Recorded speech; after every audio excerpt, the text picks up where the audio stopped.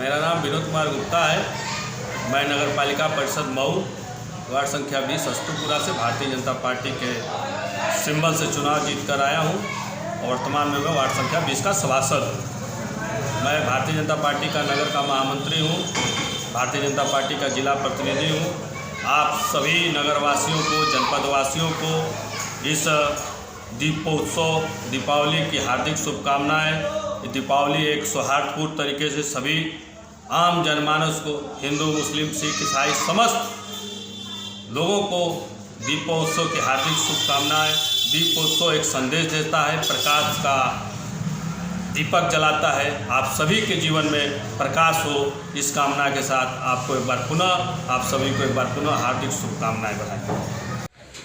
नाजरीन, आपका हमारे चैनल आग मऊ में खैर मकदम है। मैं हूं नौशाद अंसारी। आदाब नाजरीन, ये जो तस्वीर आप देख रहे हैं, ये तस्वीर मऊ शहर के वार्ड नंबर 3 मदनपुरा की है, जहां पर मेन रास्ते पर, वो भी ज़मीन पर बिजली का ट्रांसफार्मर रखा हुआ है जो हर रोज़ हादसे को दावत दे रहा है।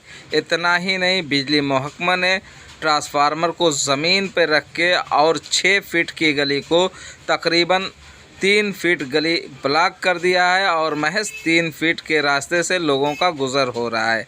अब ट्रांसफार्मर के रखे होने की वजह से न तो कोई ऑटो रिक्शा लेके जा पा रहा है और न कोई सवारी वहां जा पा रही है, जिसकी वजह से इलाके के लोगों को काफ़ी परेशानियों का सामना करना पड़ रहा है।